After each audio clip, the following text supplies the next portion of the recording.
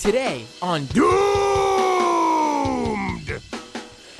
10 people entered and 10 people left relatively unscathed.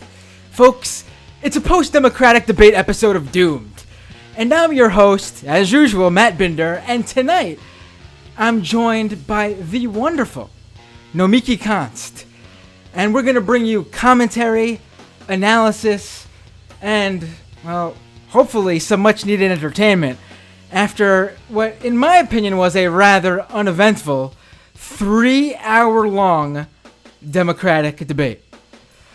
Now, this one was a little different than the previous two. It took place on one night instead of two, as only the top 10 polling Democratic candidates made it into this round of debates on ABC. But before we go any further, let's introduce my partner in crime for tonight's event. Let me just bring us up on the YouTube feed so people can see us. Here we go. Ladies and gentlemen, she's an activist, a surrogate for Bernie Sanders 2016, and she was a candidate for New York City Public Advocate earlier this year. And full disclosure, I can proudly say that I had the privilege of voting for her in that race. It is my absolute pleasure to bring on to the show tonight, Nomiki Konst. Nomiki, thank you for joining me. Thank you for the vote, first off. There were like 5 people who voted in that election, so right. I'm glad I've met one of them. For those who don't know, it was in the middle of February in New York, and it was for a position that most people in New York didn't even know existed, including, I think, some people in the race didn't even know it existed. I think, honestly, people still don't know it exists. Yeah. And we have a public advocate now. We do. It's a pretty powerful position. You could do a lot of investigating of conflicts of interest and lots of problems and corruption. But, I think that's one of the reasons why they don't want people to know it exists, because there's a lot of folks who don't want to be investigated in, the city that houses Wall Street and real estate executives and all those billionaires and trillionaires and whatever else that Bernie Sanders is mentioning tonight. So it's a shame, but maybe next time. I appreciate your vote. Oh, no problem. It was, it was an easy vote because clearly you were the most progressive candidate in the race. So it was an easy. I can't really say I had to mull over the decision very long. Now, Nomiki, I had you on tonight. Well, I enjoy actually talking about the public advocate race. I had you on tonight. Can we not talk about that? I'm so tired. I had you on tonight to talk about the Democratic debate that we all just watched on ABC. Now, before we went live, and anyone who was watching my live opinions on Twitter, you might have seen, and I mentioned to you before, that I thought out of all the debates we've seen so far, there's been 3 debates, which actually have been 5 nights, right, 5 nights in total, because the first 2 debates had 2 nights each. I thought this one-nighter one was the worst. And I've seen people actually say, the people who I guess you can sort of put in the category of your typical member of the Democratic base, I've seen them say how they really liked tonight's debate. And I think the reason they liked it and the reason I didn't like it is because out of all the debates, this was the one that was least like a debate. They didn't let them debate at the debate. Right. That's right. So I hear you on that. Yeah, right. I agree with that part.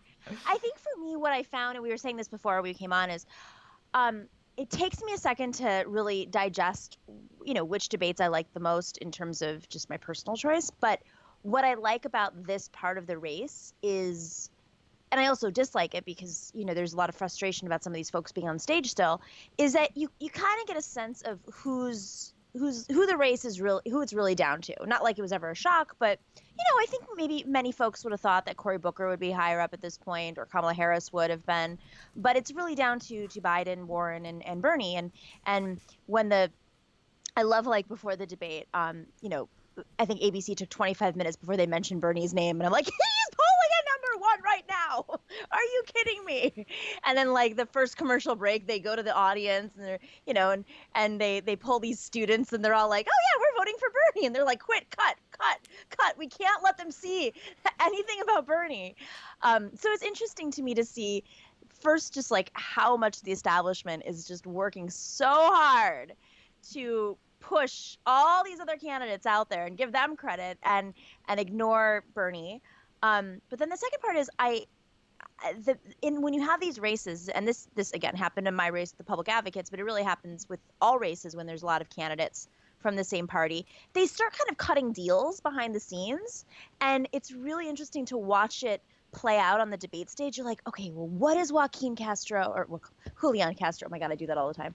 What is Julian Castro? They're twins. It's easy to do. What is Julian vying for? Or, what's Pete Buttigieg? He's going after Warren and Bernie. What's his agenda here?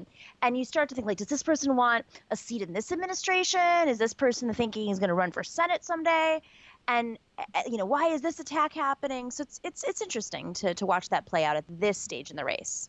Right. And actually, I had a tweet that got some attention because about halfway, in fact, exactly halfway through the debate at 9:30, I realized that, it's weird that I feel like everybody's talking except for Bernie Sanders. And the way this, usually I would say, it's his fault for not being assertive and putting himself into a top of a conversation. But at this specific debate, it looked like that was impossible to do because of the format.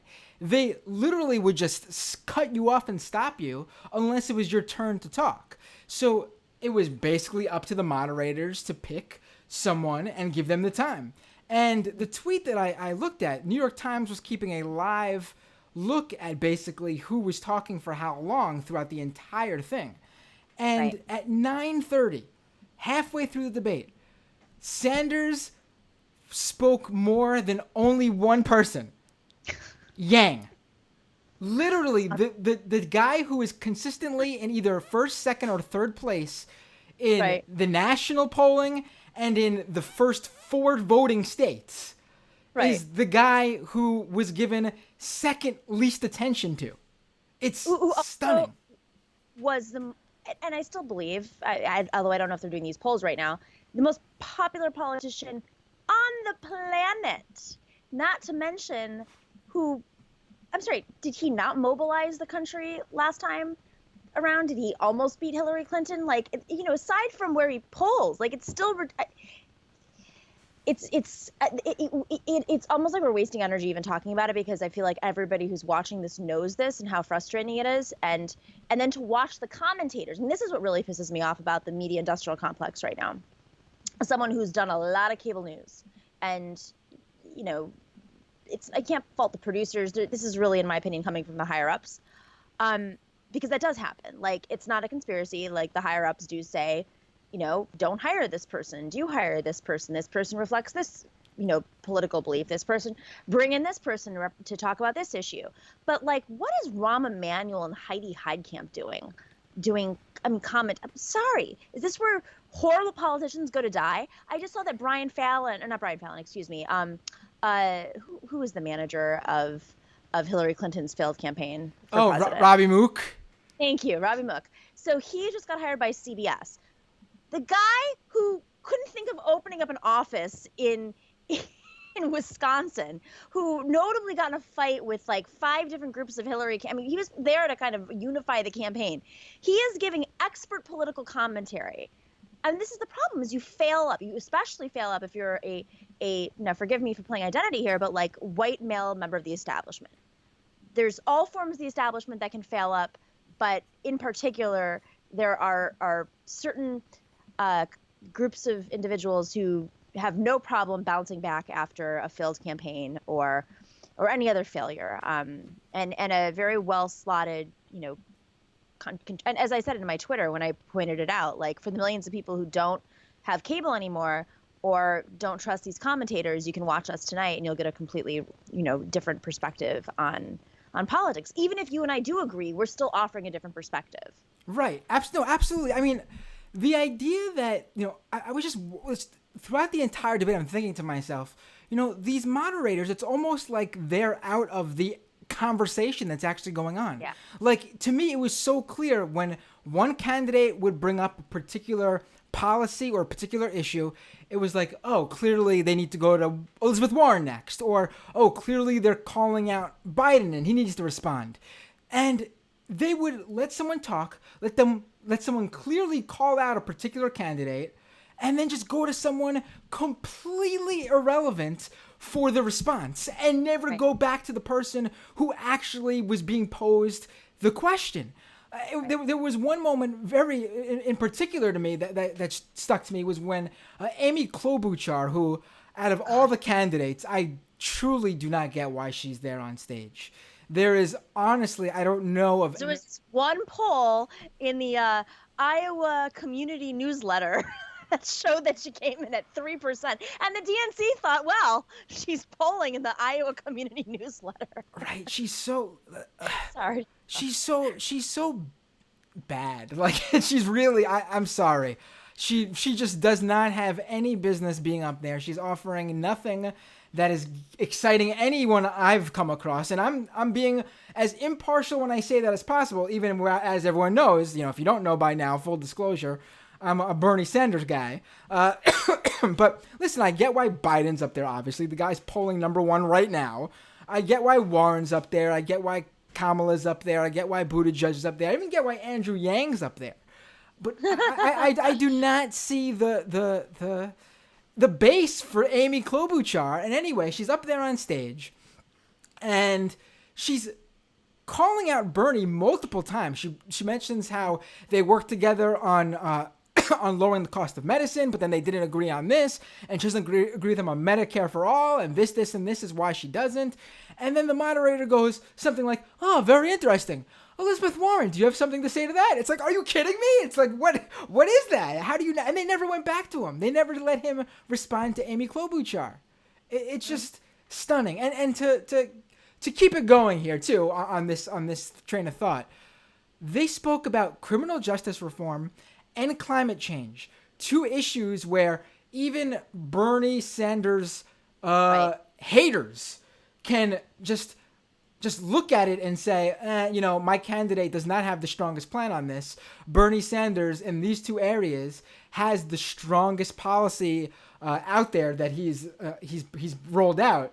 They didn't go to him once on those issues. To me, I mean, it's not going to him is one thing. When I heard in the beginning when they were like, you're going to be penalized if you interrupt, that is not a debate. I got in trouble in my debate. Sorry to go back to public advocate, but I've been on these debate stages before, and I have a completely different perspective when you're on a debate stage with 10 people. There were 17 people in my race, and there were 10 people on stage. Same situation. A debate is interrupting, and also it's who's to say what an interruption is? You are allowed in a debate based on debate training, which P.S. like a lot of these people have been trained in and did it. Like Pete Buttigieg has been doing it since he was in debate camp, in second grade. Like in classic debate, you are allowed to rebut to somebody who makes a comment about you.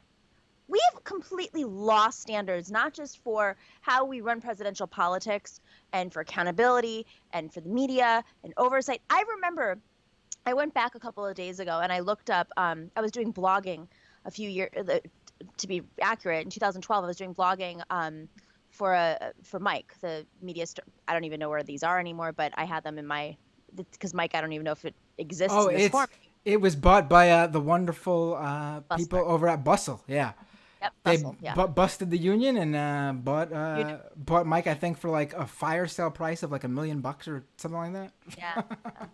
And But they don't have that part of the website anymore where, I mean, to be fair, like it was built off of free labor. I mean, they called me up and they're like, would you do live commentary on the presidential debate between Mitt Romney and Barack Obama and whoever? But the people who were doing the analysis back then, they had actual debate experts on commenting, not Rahm Emanuel.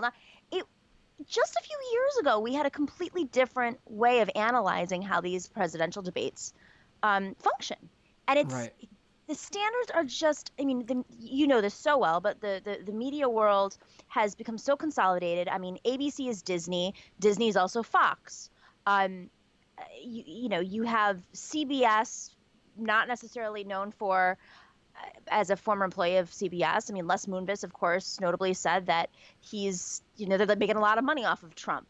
Jeff Zucker, the executive at CNN, I mean, some could say he created this version of Trump to be this way. So who is going to be the best against Trump?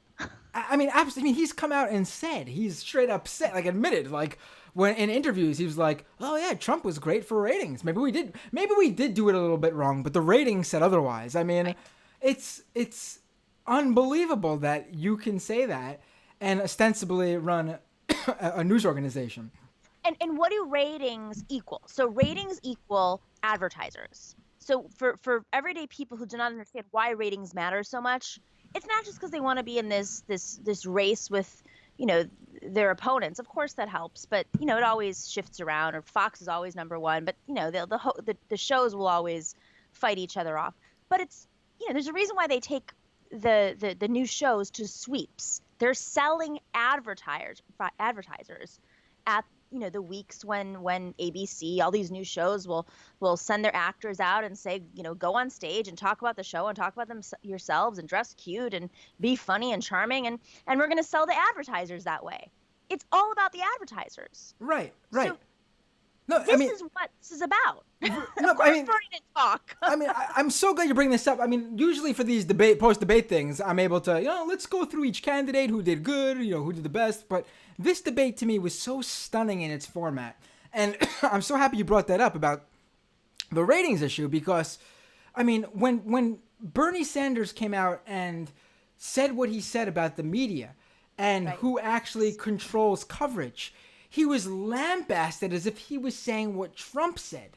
Or what Trump says. Like, Bezos doesn't like Trump, so Bezos says, cover Trump bad. Like, give him negative coverage. Like, that's what Trump thinks. That's not what Bernie Sanders thinks. Bernie Sanders honestly, his argument is not even unique or new. His argument is what people on the left, progressives, have always said about the corporate media, the mainstream media. It's that, yeah, of course they do good work a lot of the times, but also a lot of the times if someone comes along and rocks the status quo, rocks what keeps them comfortable, then they don't need someone to say, hey, we got to keep this guy down. They just know, if I want to, if I want, the boss to be happy, or if I want everything to be, if I want to keep my job, I can't also rock the boat. I need to push back on this a little. Right. And you see that even with folks, I mean, you watch MSNBC, and I think a lot of folks who watch MSNBC will say, okay, well, Chris Hayes is a little bit more flexible when it comes to Bernie. But there are moments when Chris Hayes, you could like feel it in his pores. He's just like, I can't say anymore because I'm not allowed to. It's like, we know what's in your head, Chris. We know who he is. Honestly, in Chris Hayes' position, I actually wonder how much of it is more so. I don't know if you ever look at a Chris Hayes, an All In with Chris Hayes tweet when they announced the lineup and Bernie Sanders is on the show. The replies are literally all like boomers going, "Oh, I'm not tuning in tonight. I'm not watching. Bernie again?" It's like... Right. It's like, I think he's actually sometimes going like, do I really want to deal with those people again tonight? Right. But the incrementalist in me is like, which is not much of me, but the incrementalist in me is like, well, given the fact that like we still need these voters, it's better that we have a Chris Hayes on who, as stifled as he might be, and this is just my assumption, of course I'm not speaking, on behalf, stifled as he could be by advertisers, it's still better to have somebody who can speak progressive code and kind of appeal and make a case for Medicare for all to a more, centrist audience that may not understand it as deeply as say, Sam Cedars' audience. Right. Now, before we get into the candidates, I just want one more. Wine, by the way. Oh, please go ahead. I figured I'd explain this to the audience before they wonder. It's wine time now. Yeah. Please drink up. I mean, I think we need to at this point. I mean, this debate.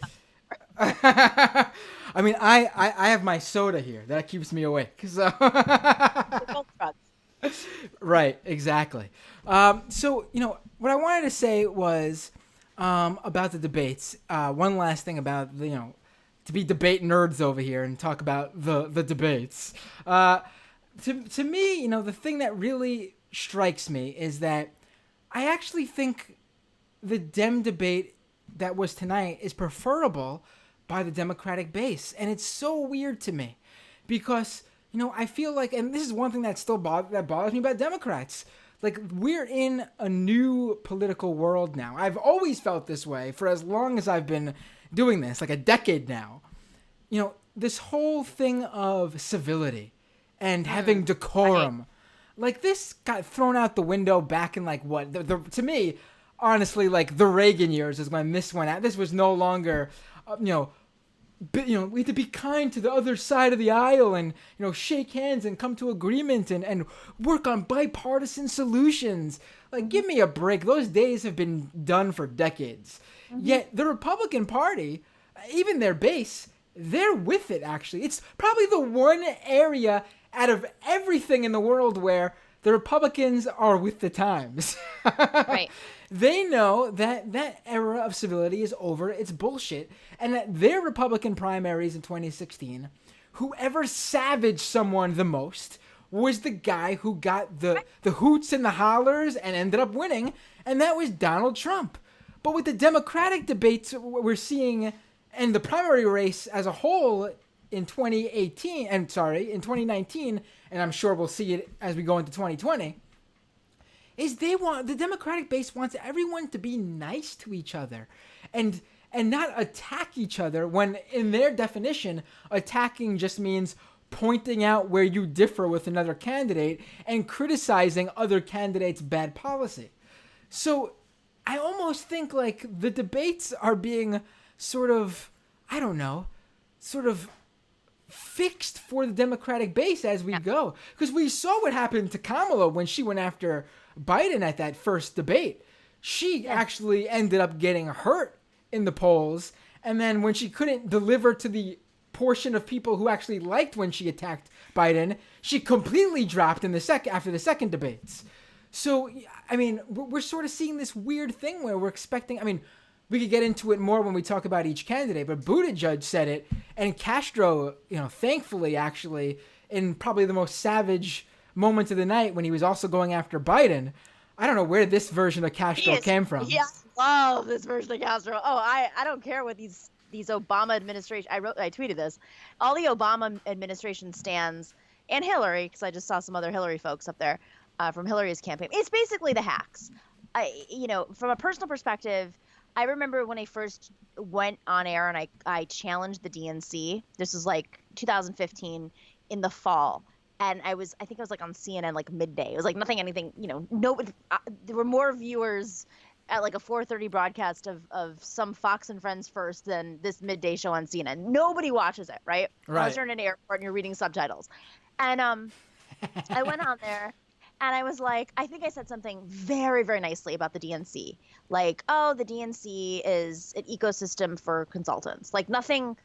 Now everybody, it's much deeper and everybody knows. But at that point, no one would ever question the DNC in public. Because they have press monitoring systems, right?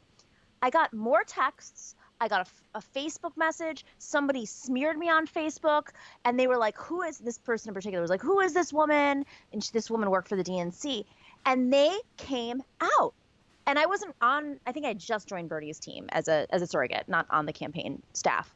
So, flash forward to where we are with Julian Castro. Julian Castro is a member of the Obama administration, right? These people don't like it when their people turn. So at that point, people were like, well, we thought you were one of us. We thought that you liked us because, like, I was on Obama's, campaign in 2012.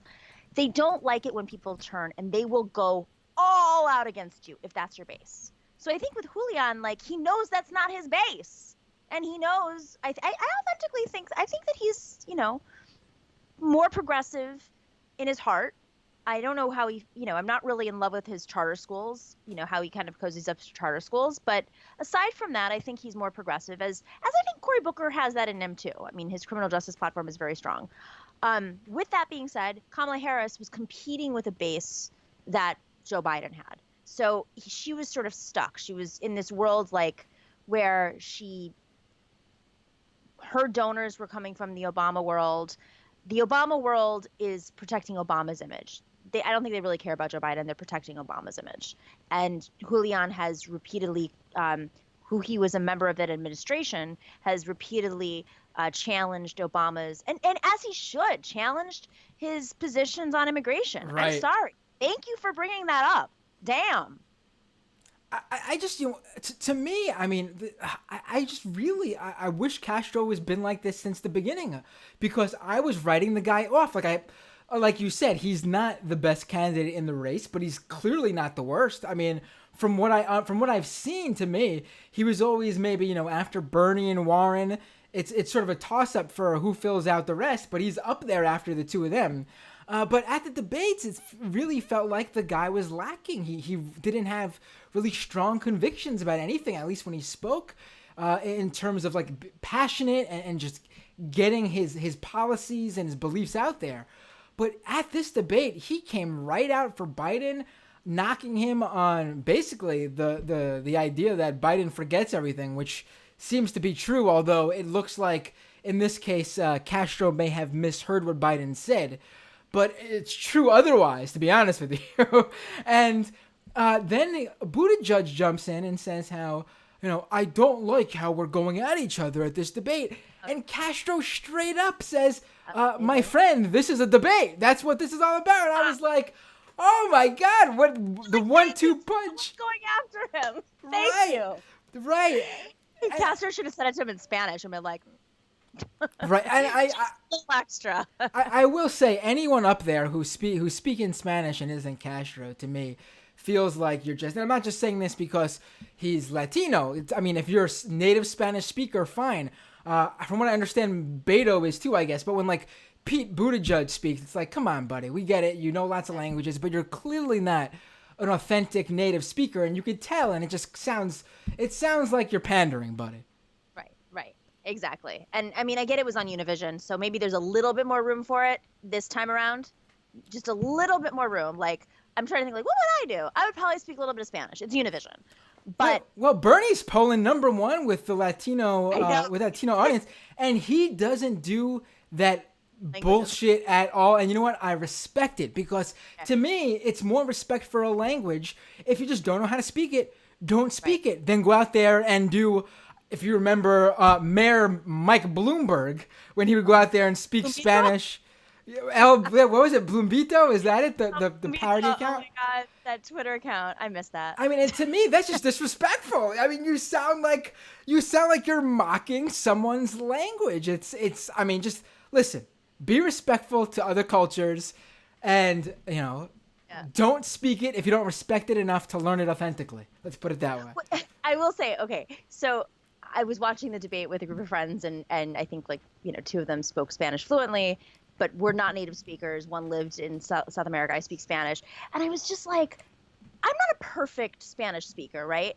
But my accent, if Pete is fluent, I don't know where that accent's coming. There's a point in your studying of a language where you don't like draw out the words a certain way. I'm sorry, this is not great post-game analysis, but it really bothered me. It was like, if you got past like your third class, your accent starts to get a little bit better. You don't draw out the words because when you start to think in that language, it just rolls off your tongue a little bit differently. Even if you have a little bit of an accent, it's not like drawn out in this. Anyways, I'm just I mean, it's to me, it's part of the coverage, because I mean, let's just get to Pete Buttigieg completely here. I think it is a real shame that the youngest guy representing the Democratic Party does not bring with him the ideals that the young people, the young base, the youth of the party actually support. And to me, it makes me worry about the future of the Democratic Party, because when you have the oldest person running have the most support from the youngest people in the party, then you got, I mean, it's great for Bernie, it's great for people who support Bernie, but it's a real problem. And the funniest thing to me, and I think I say this almost every post-debate show, but I just can't get over it. The Bernie haters who try to knock Bernie for his age by going, it's time that we listen to the youth of the party. But they just want to listen to one individual who just happens to be young and running for office, instead of all the young people who make up the base of the party saying, hey, you want to listen to us? We want Bernie. I mean, it is insanity to me. It is insanity. Right. Like, can you imagine any ethnicity putting that person saying, well, we have to listen to the Somalian immigrants of America by listening to this one person who happened to be McKinsey, a McKinsey consultant over the Somalians of America. Right. It's ridiculous. It's the worst form of, it's not even identity. I mean, I guess it is identity politics, but it's extremely frustrating. I think it's a very fair point. If you want to listen, you have to look at the numbers. If you want to listen, I mean, Bernie's not Latino, but it's profound how, and we said this in 2016, how when you look at the numbers of voters under the age of 46, at least in 2016, the majority supported Bernie. It was not even a question. So when they were doing all of the, African American community doesn't like Bernie, women don't like Bernie, and it's like, no, those over the age of 50 and 55 for women didn't support him. But below that, and of course, I'm 35 and like I'm a millennial, and I don't know how old you are, but millennials are now like, edging 40. So right, I'm 33, so we're not far off. We're just 2 years apart.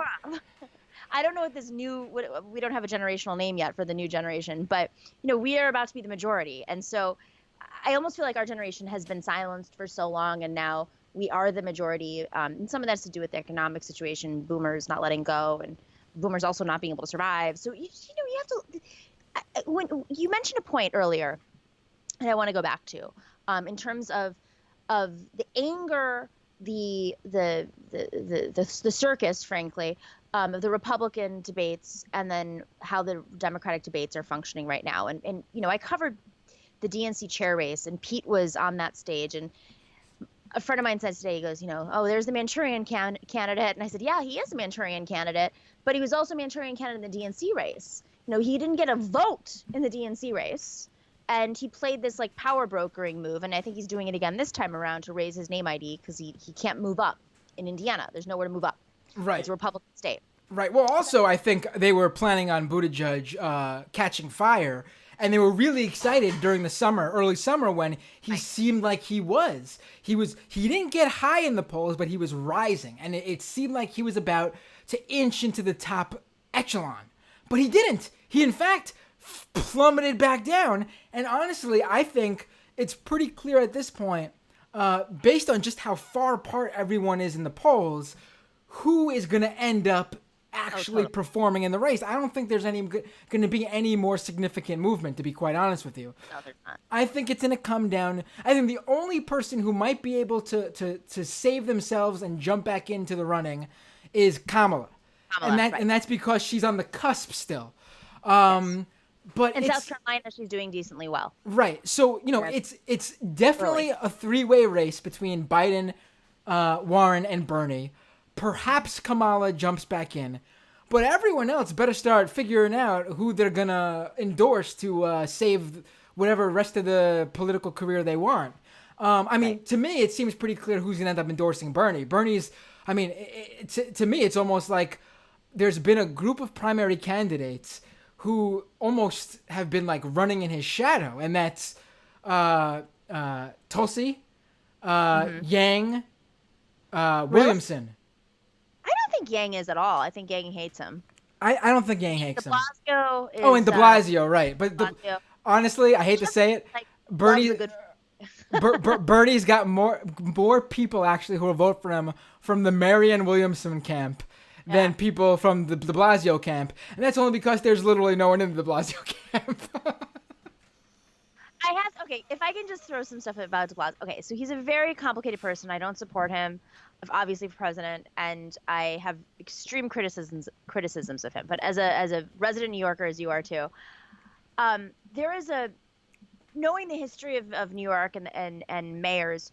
The mayors of New York really struggle with the press, and the press is extremely conservative in New York City, barely existent in the state, and then when you have a governor who has done everything in his power to fight de Blasio, I feel like he doesn't get enough credit for what he has done, which is there is some transformative stuff he's done, like Universal 3K pre-K is transformative.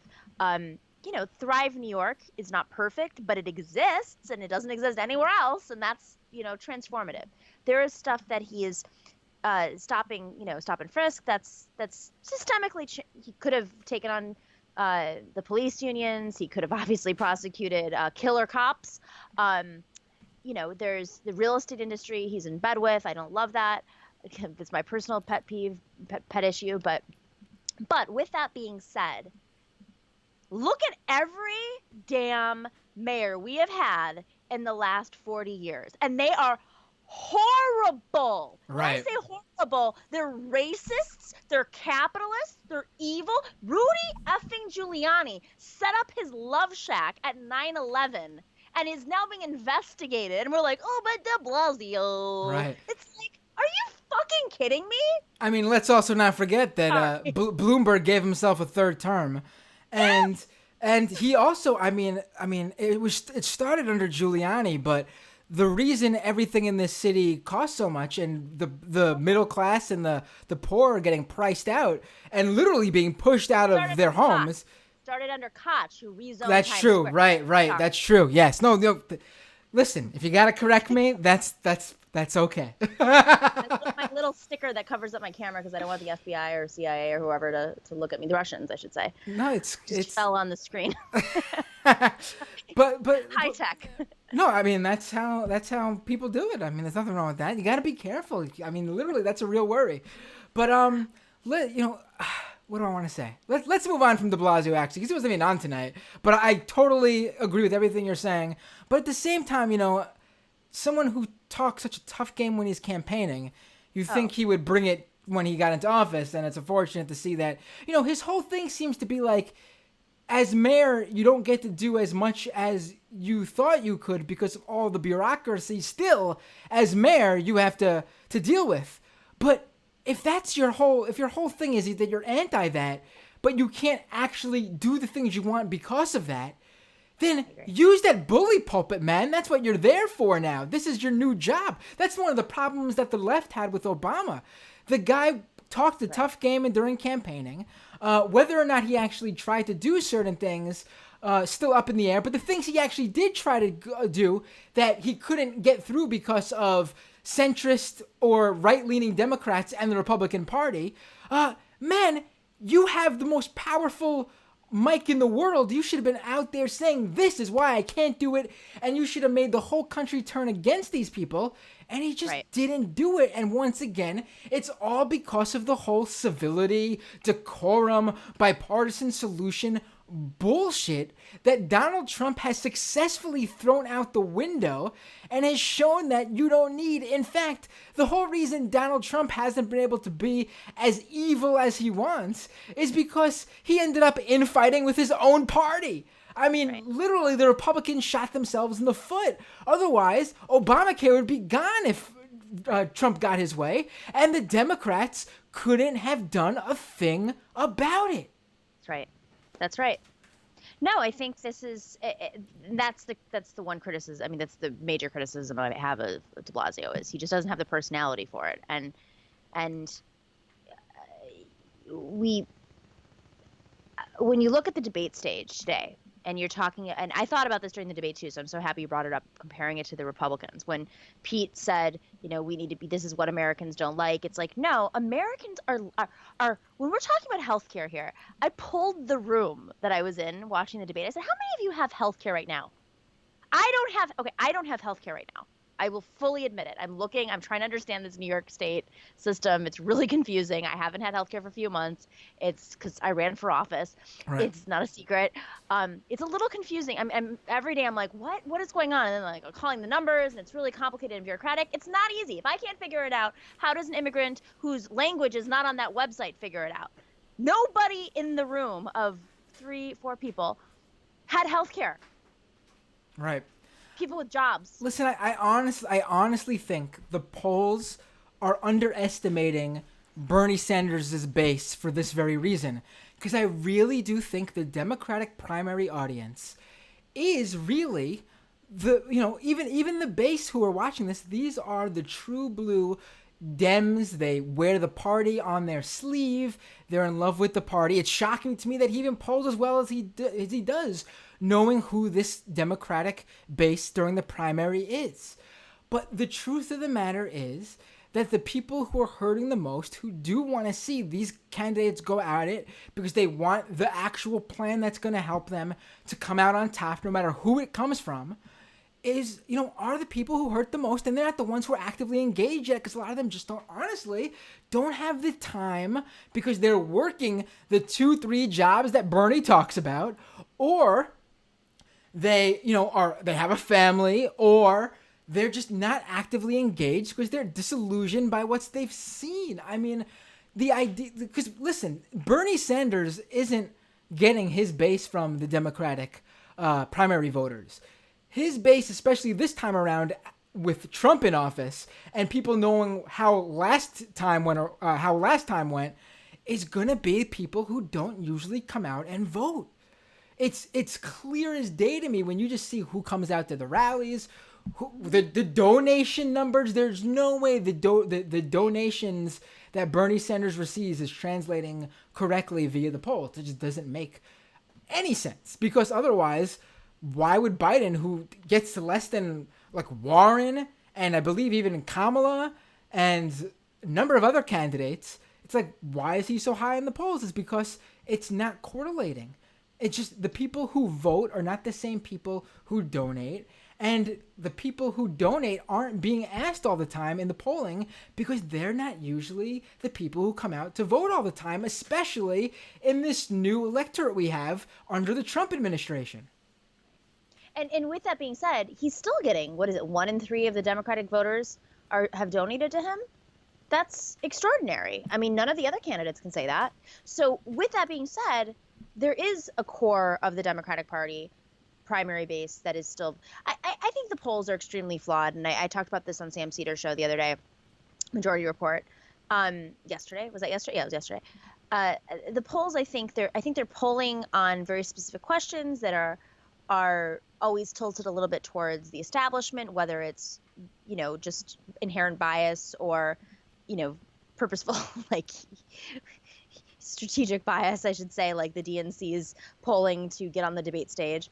I think there's I'm sorry, like the whole Andrew Yang thing. Like, Andrew Yang, what are you doing on stage? You do not poll more. I don't think he polls more than Marianne Williamson. I'm saying this in authenticity. I watch these rallies. People are showing up in Iowa for Marianne. They're showing up in New Hampshire. She's very, very, very famous. And I don't think people aren't curious. I think the Yang gang is much smaller than people are saying. Not that this matters in any way or shape or form. It just shows a capitalist leaning to other media versus the non. Do you think that they want Marianne Williamson talking about the agriculture industrial complex of Monsanto on TV? Of course not. Right. But, Andrew Yang talking about entrepreneurs and investment in Silicon Valley, they're like, they eat it up. And his little jokes, adorable. Right. Actually, I don't think they really care for him too much. I think this is a guy who I think he's legit in terms of he means well. I don't think he's a lot of people think, oh, this is some sort of, libertarian technocrat out there trying to, mess with the Democratic Party by portraying himself as a Democrat.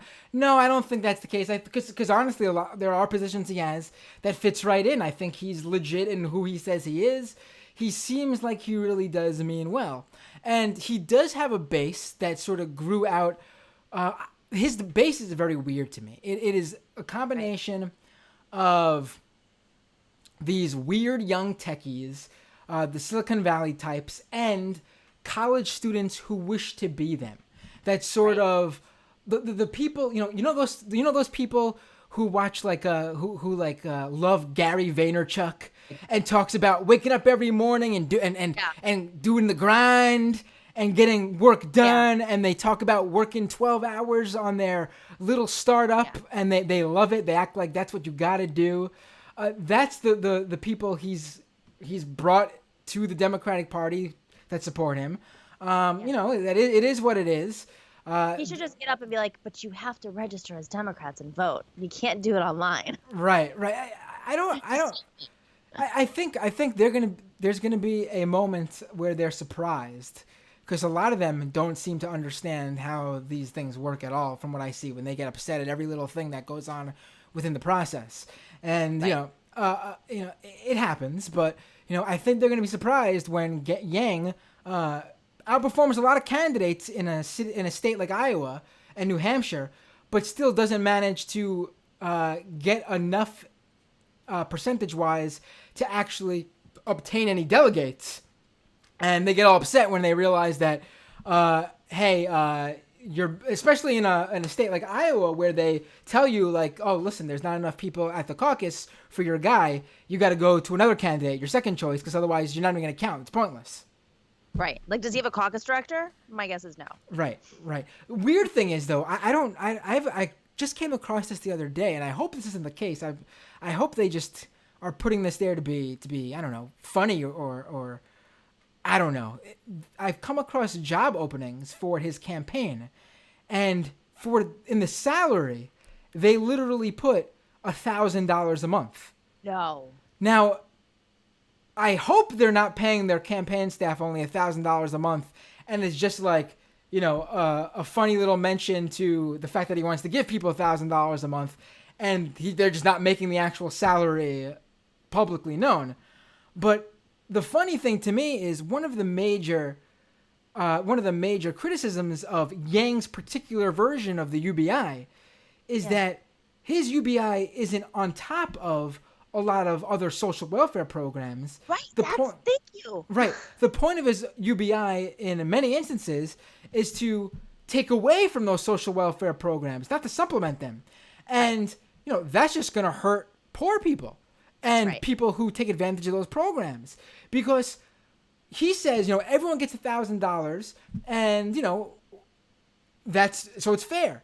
But he also says, if you were getting some sort of, if you're on a welfare program, and he says it's not going to affect Social Security or Medicare, so let's put those aside. I'm not 100% sure if that's the case, but that's what he says, so okay, let's take him at his word. But there are other programs, I believe SNAP, Yes. I'm sure, Qualified. right, I'm sure WIC too, other programs like that, that would knock people out of and his supporters say, well, they have an extra $1,000 a month, so they don't need that anymore. But here's the problem, though. That's not fair for everyone across the board, because the poor people and the middle class who are able to take advantage of those welfare programs meant for them, they don't get their full $1,000. They get their other things cut.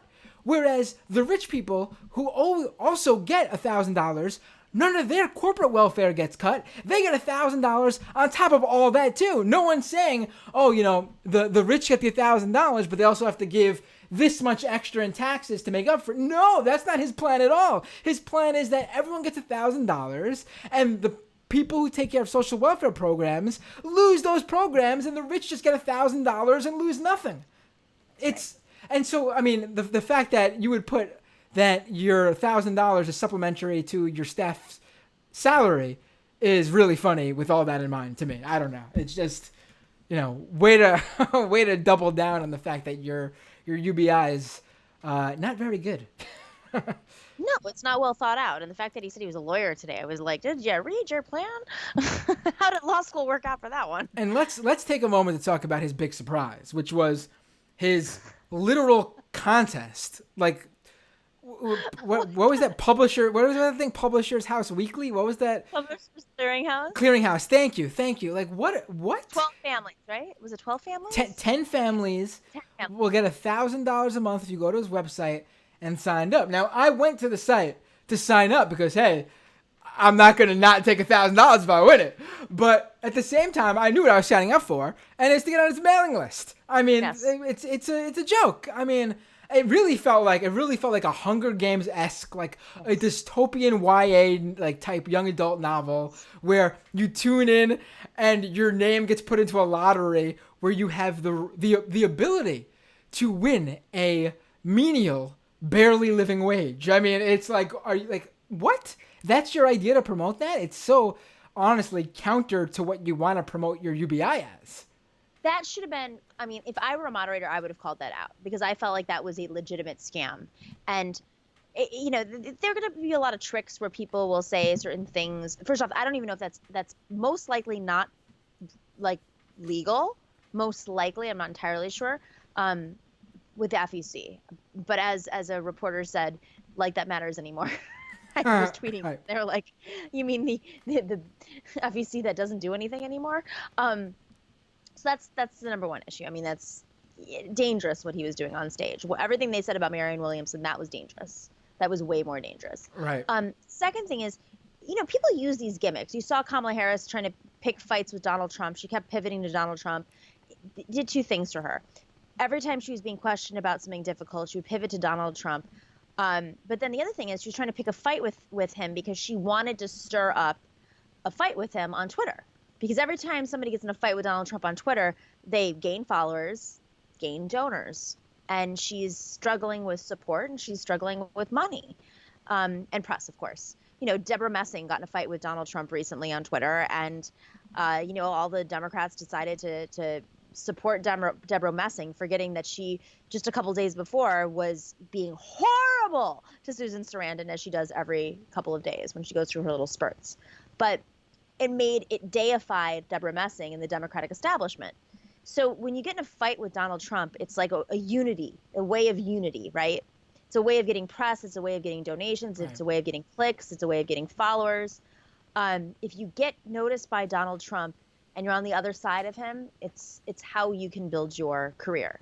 It's like having Fox News go after you, or it's like having Rush Limbaugh. I mean, this is in a bad way. Crystal Ball woke up today and she Rush Limbaugh decided, I'm going to go after Crystal Ball for whatever reason. Well, good for I feel so bad for her, but I mean, I honestly, these guys should come after me. I could use the bump in followers and everything. I mean, I bring it. But I think the idea that Kamala, first of all, listen, it would be truly delightful to see Kamala Harris, a black woman, take on Donald Trump. It would be quite an own to see Donald Trump try to use his normal, his normal sort of repertoire that he would use in a debate or against a Democrat against her. It would be a sight to see for sure, and I'm sure she would be able to own him.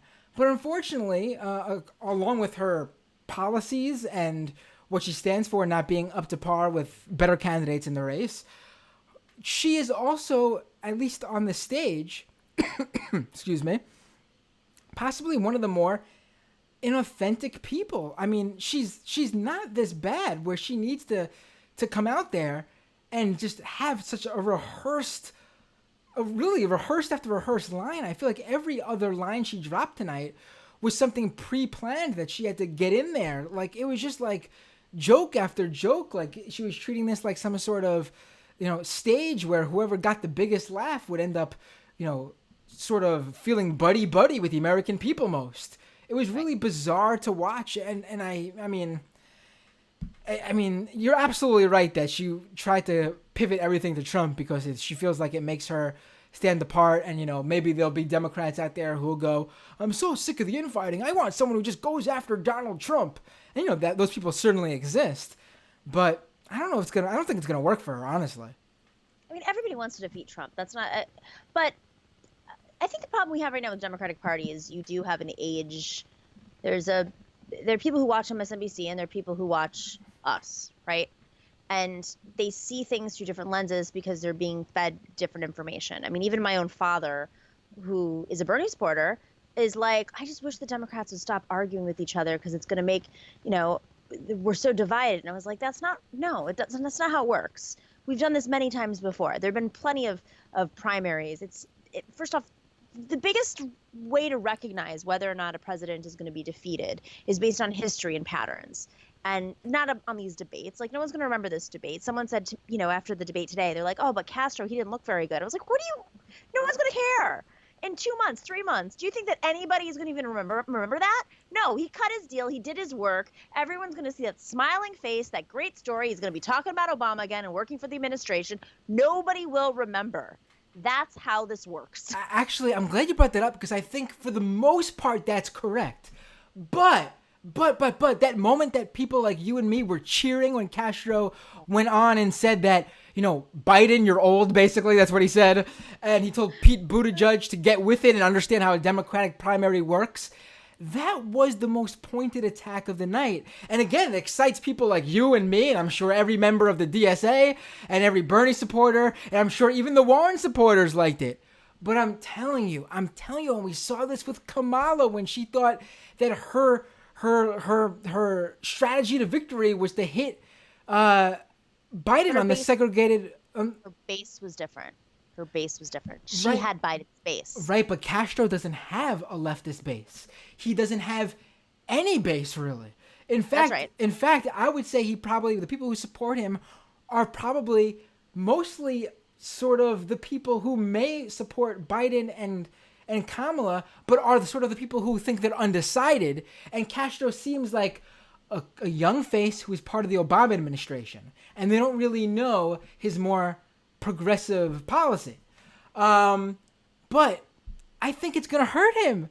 The thing that most excited us, I think people are going to go, oh, I didn't like that when he called Biden old. Like, if you are a boomer or older and you liked Castro because he was a young face, which a lot of boomers in the Democratic Party are basing their votes on, from what I see, for some bizarre reason. Just look at Buttigieg and Beto. I think they're going to be turned off by it, and it's stunning to me. Well, good thing you're all old. You won't remember. Let's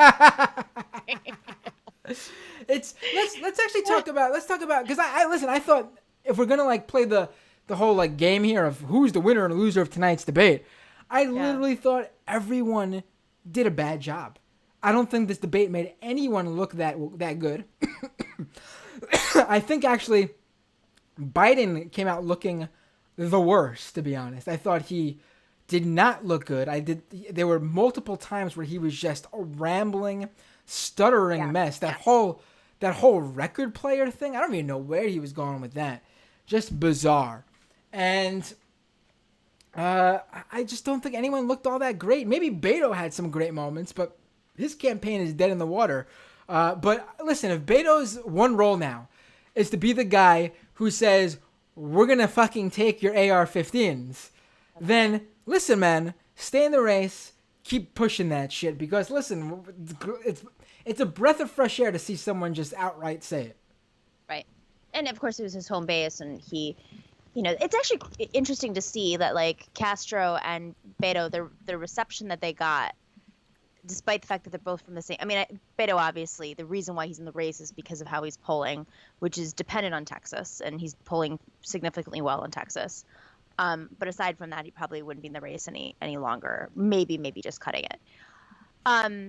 Yeah, I mean, I think Beto did well. I think there were a couple answers that people, the last question, people got better as the question went on, as the people answered, the candidates answered.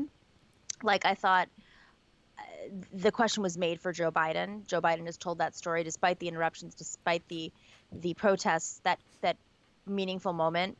He has answered that question many times, and as somebody who's been watching Biden for years, he's told this story many times, and every time it's emotional because he lost his family. So I think that kind of set the tone. I actually thought the only time of the night I was like, oh, Amy Klobuchar does have a heart, was when she talked about why she ran. I was like, if I felt inspired, I was like, oh, this is a woman who got so pissed off. She organized and showed up at her state legislature and passed something, and she wasn't an elected official, and that motivated her run. And then she got eaten by the system and turned into a centrist because she's from Middle America, because that's how Middle America works. They don't deal with economic issues. Right. They don't have healthcare problems. Okay. My favorite moment of the night from her was when she thought and for some reason the media thought it was a really cutting line too, and they quoted her on it in the little graphics they make of them looking all smug, like they just cut a great line. She goes about Medicare for all, because Bernie earlier said that he wrote the damn bill, his favorite new line. She goes, well, Bernie wrote the bill, I read the bill.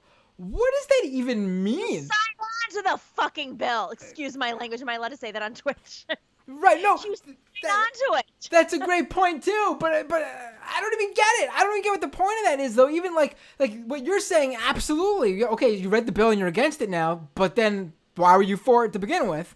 But to me, what is that point even supposed to be made? Like, if you say to someone like, "Oh, I read the book" or something like that, you're saying basically that you're getting at the fact that you're saying that they didn't read the thing. Right. So, right. are you suggesting Amy Klobuchar that while Bernie Sanders somehow wrote the bill without reading it? Like, how is that even possible? I don't understand what she even means by it. It doesn't make any sense. It's literally what people say when they sign on to something. I remember when everybody was talking about the Amazon letter, and there were like all these signatures, and people were like, "Well, I didn't read the letter." It's like, but and then it came out, and they were like, "Well, when I didn't sign the letter because I read the letter," and then all these other people were admitting it. I think it's legislature talk, frankly, because people get in trouble for signing on to things that they don't read, and she signed on to it. What he should have said in response was, "Well, if you read the bill, why'd you sign on to it if you don't like it?" Because that's even worse. A lot of the times I wish Bernie was a little bit more forward in these debates, because I know he could debate. I mean, he would do it with Hillary, and really, I honestly think that there are moments in those debates with Bernie and Hillary that are really so substantial and get to, like, I still honestly remember the moment I was sitting in the New York City debate press area, watching the debates on the TVs provided in the room next to the staging area. And the conversation they were having, the debate they were having over Israel and Palestine. And I remember that moment so clear because it was so transformative to me to see someone talk about that issue on the stage like that. Like, someone was standing up for the Palestinian people on primetime television, one of two of the remaining Democratic candidates for the president of the United States. And it's honestly something that I think really transformed the party as a whole. I mean, not the people within the party and like the power brokers and the politicians, but I think the base really did change after Bernie said things like that. I mean, obviously give a lot of credit to activists who've been doing it over the years and pushing and changing the status quo, incrementally. But I think that was a real transformative moment. And obviously, there's a lot more people on the stage. We're not going to get that quite yet. But it's been disappointing to see Bernie not be more assertive in these debates. And it's when you've got everybody coming at you from different directions and you don't have enough. Look at, he had no time to talk. The thing, at this particular debate, definitely, because it was so badly formed in terms of really forcing the candidates to not interact. And I mean, at that point, literally, what was the point of the 3 hours tonight and then that 7-hour CNN town hall on climate change? I mean, if anything, the town hall format is more informative, because at least then they actually end up debating with somebody. In those instances, the questions coming from the people in the audience. Tonight was literally nothing. You just had moderators framing questions in an extremely right-wing or corporatist manner, and then just give it, like, literally just presenting it to a candidate, and then boom, the candidate just answers, the end. The only time any moderator actually engaged in a debate themselves with a candidate was when Jorge Ramos went after Biden because Biden wouldn't apologize for the millions of people deported under the Obama administration. Yep. And but then as soon as I praised Jorge Ramos for that part, as I saw a lot of people do on Twitter, then he had to ask the Venezuela question, which, come on, talk about right wing.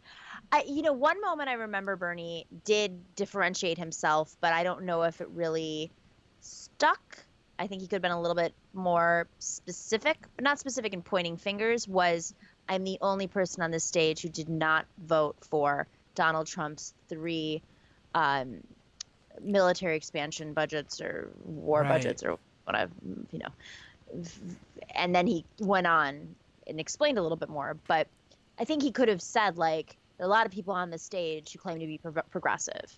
Well, we have a lot of problems in this country, and a lot of these wars that are caused by oil, and if we want to deal with climate change, we have to be willing to take on, the root cause, which is oil. And that means we don't support a budget that is investing in, expanding our I was talking with you. Oh, you mentioned Venezuela. How funny you mentioned Venezuela. Let's talk about oil in Venezuela. Right. Like, I would love him to be the educator on this, because connecting the dots, I mean, he does get it intellectually, but I think for progressives who might be on the fence about Warren or he's not going to specifically call her out, Bernie, but like, it would definitely make people think like, oh, maybe I should look up where she votes on these issues or where she Right. stands taking money from them. Right. I actually think it's been a smart move so far for Bernie not to go after Warren. Yeah. I don't think the base is. It's actually surprising to me, but it's clear from the polling that their base actually doesn't overlap as much as I thought, or you would think.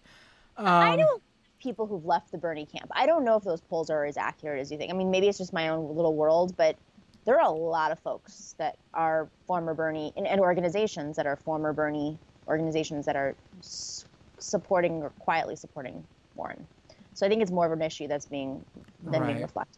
Right, but it is clear to me though that Bernie gets a bump when Biden loses. I think there is a portion, especially older people. I think I honestly think there is. It's funny because there's a lot of people still living in 2016. You see it all the time. Say that use the same 2016 trope that Bernie supporters are just a bunch of white men, and it's funny because Bernie has probably the most diverse all around supporter base. I mean, yes, Biden is currently more popular with Black Americans than anyone else in the race, but Bernie's number 2.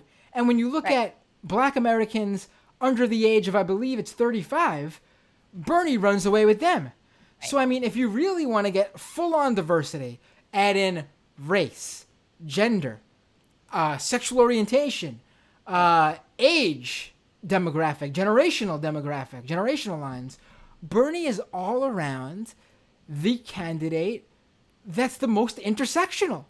And then on top of that, it's funny to me that a lot of the same people who have criticized Bernie Sanders for that same reason of being all white supporters, of having all white supporters in 2016, went over to Warren thinking she would be some great, have some great support from the people who they always say we have to listen to as the base of the party.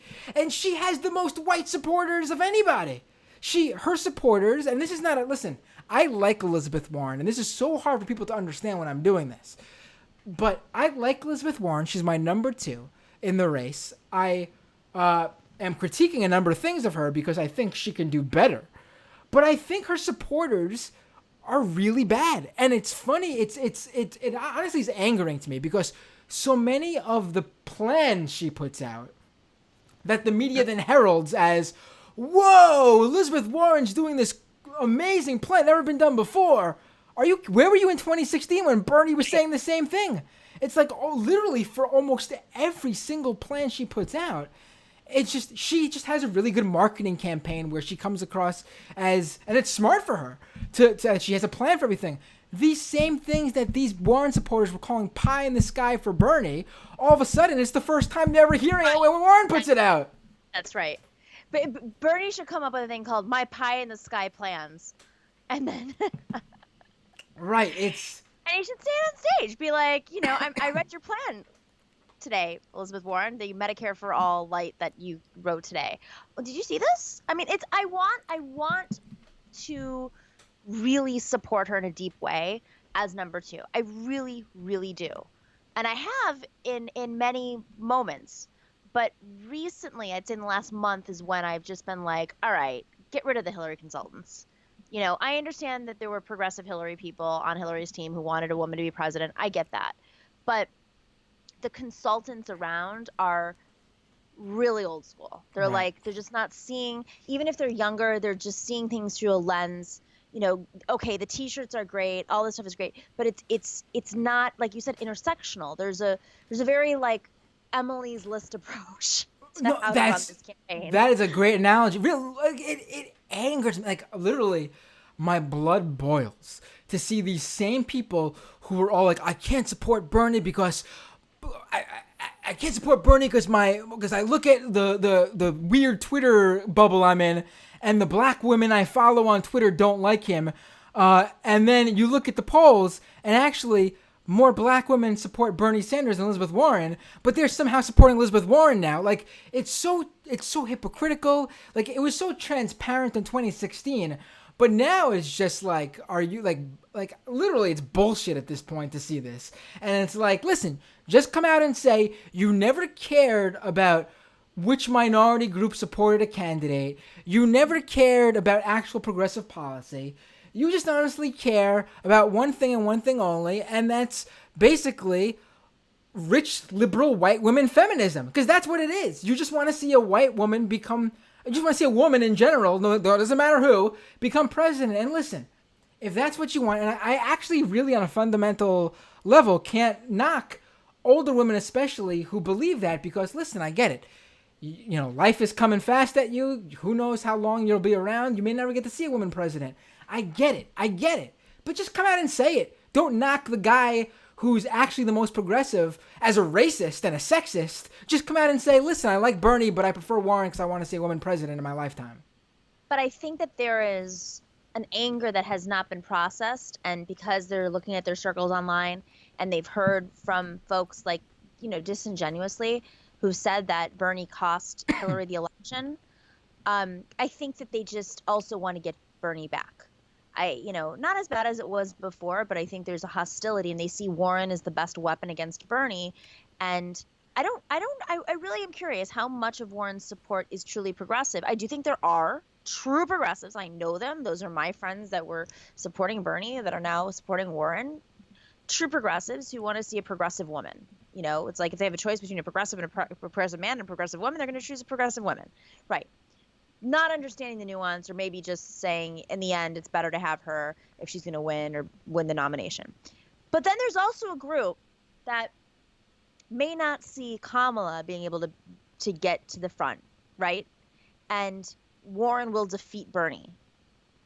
And I think there's an animosity and anger about Trump being elected and it being Bernie's fault.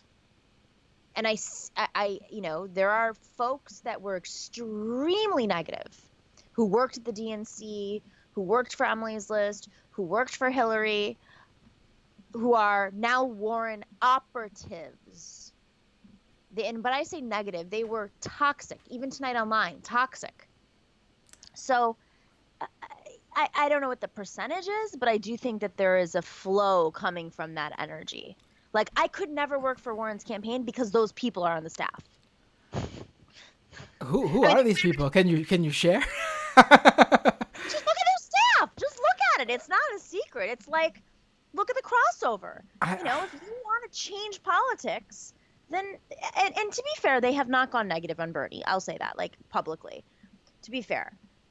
With that being said, I don't forget this stuff. And, like, it's really hard when I know you fucking hate Bernie Sanders and you hate everybody that's touched Bernie Sanders as a result.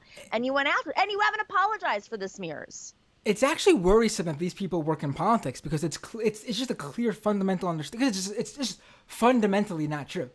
It is 100% true for anyone who knows anything about how politics works to say that Bernie Sanders somehow cost Hillary Clinton the election. It is, listen, you can't, the funny thing is those same people say that Hillary Clinton actually won the election with 3 million more votes than Donald Trump. So which is it? Did Bernie Sanders create the Electoral College? Did he somehow, no. In fact, let me push this back at them. If their whole storyline here, if their whole line of thinking here is that Bernie Sanders is so powerful, he was able to control votes for Hillary that went to Hillary or Trump, then being that she got 3 million more votes, Bernie Sanders is the reason she got 3 million more votes. I mean, it's that simple. I mean, he went to Wisconsin. That's all I gotta say. Right. But it's just... He did go there for her.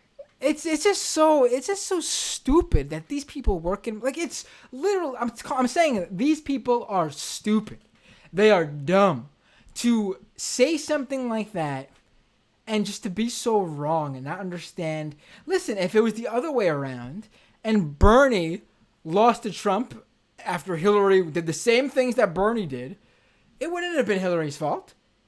It's just ridiculous. It's ridiculous. Ridiculous. Well, she wasn't bucking the system. And that's, ultimately we have to sit here and say to ourselves, who's bucking the system? Who is calling out the funders of the last 40 years of both parties and the media empire, and who's saying we need to decentralize the entire state?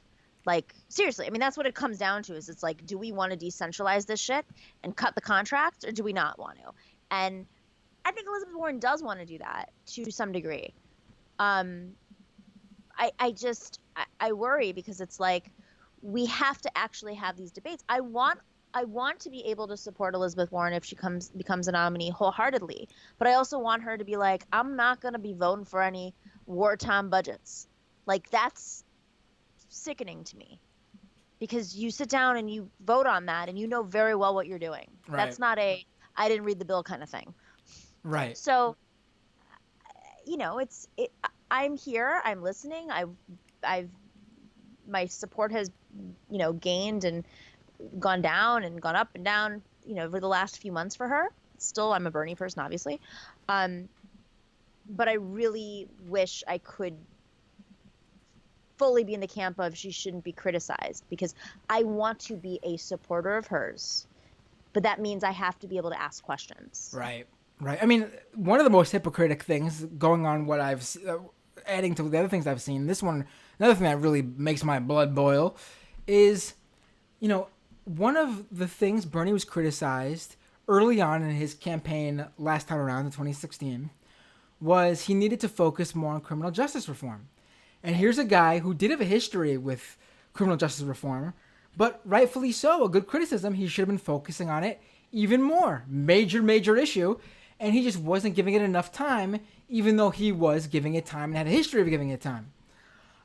He listened to the activists, gave it a hell of a lot more time, and for a number of the biggest Bernie bashers, it still wasn't enough. He was always going to be have that shame over him that he didn't focus on it to begin with and had to pivot a little bit after he met with activists. Now, these same people are supporting Elizabeth Warren. She has zero history.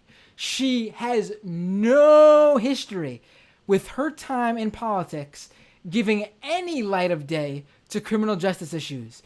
Her baby, while was in the Senate, and again, in my view, there's nothing wrong with this. If you have a specialty, that's what you should be focused on. And in Warren's case, her specialty, financial corruption, going after the bankers, she excels at it. She is. Right. It is wonderful to see her. Amazing. It is wonderful to see her take these people down when she does it at the hearings, and I think it's great when she does it. But now apparently there's this double standard where Bernie needed a history of giving time to equal time to everything. He couldn't have a specialty, which was focusing on income inequality, which he quickly, that's his thing, income inequality. But he quickly pivoted and brought everything that he cared about and spread his time apart equally to everything. Warren never did that. She's always been strictly financial issues. She's never spoken out when it came to criminal justice issues. Never. I mean, I think she has said one thing during Black Lives Matter, during the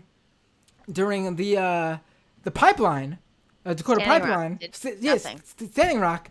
Nothing, didn't say anything till after the fact, and it was a really terrible statement where she said something about the safety of the police officers who were brutalizing the activists, the native activists there. It's stunning, the double standards here. Her thing has always been financial corruption. Good, that should be her thing.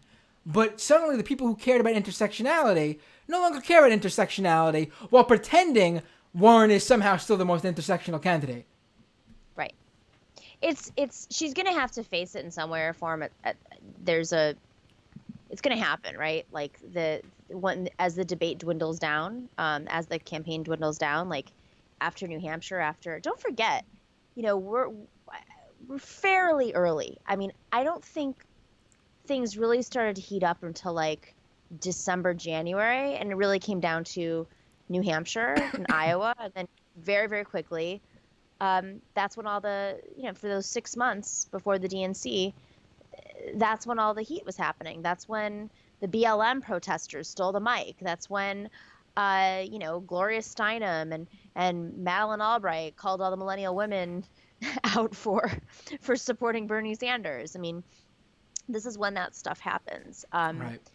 So we're going to Excuse see. I me. mean, the drama is just beginning. It's just beginning, and as we get, there's clearly a top three, and so we're not. That's why I say we're not going to remember these Julian Castro moments, because Julian Castro, in my opinion, was auditioning to be not in the cabinet again, but either to be the Senate candidate instead of Beto, or in a vice presidential role, or Right. I can't imagine anything else, frankly, because he's been Secretary of HUD. But Right. that's my opinion. Right. The rest of them are trying to consolidate their power and get behind one or two candidates and audition. And so they cut deals to take certain folks out and push things out. And I thought Julian was exceptional at doing what he needed to do. Right. He's no fool. Right. I guess just to wrap things up here, sort of, my biggest issue with the debate tonight was, not that, because I see people commenting on that tweet I had with the Times and everything, it's not so much who gets to speak the most, because it's honestly, in the case of Biden, look what happens when he speaks a lot. Right. He ends up, looking really bad, and he ends up going down in the polls. These debates don't do well for Biden. Yet he wanted more time. That was my favorite part. Right. And like, it's, they got more time. Yeah. Like, keep going. No, Right. Keep going. Right. But then to me, it also becomes clear, though, who the moderators ignore. And I do think that sends a message to people who aren't as engaged with everything and just watch these debates, that, hey, maybe this person's not that important because I'm not seeing them so much. Right. It's not so much that someone needs to talk a lot, but, if you're just skipping over someone constantly, then people forget about them, and then they don't really, the best case scenario that I see coming out of tonight, and I know a lot of people think these debates don't matter so much, and it's true to an extent. There are people who won't move at all, but I also think, these debates have just been hurting Biden left and right. I mean, I don't think anyone's been helped by these debates as much as Biden has been hurt by these debates. And, I think it's important that, the people who are supposedly supposed to be the ones debating with Biden be given that opportunity. And when they don't, it's sort of like, this is bullshit. Why even bother having a debate?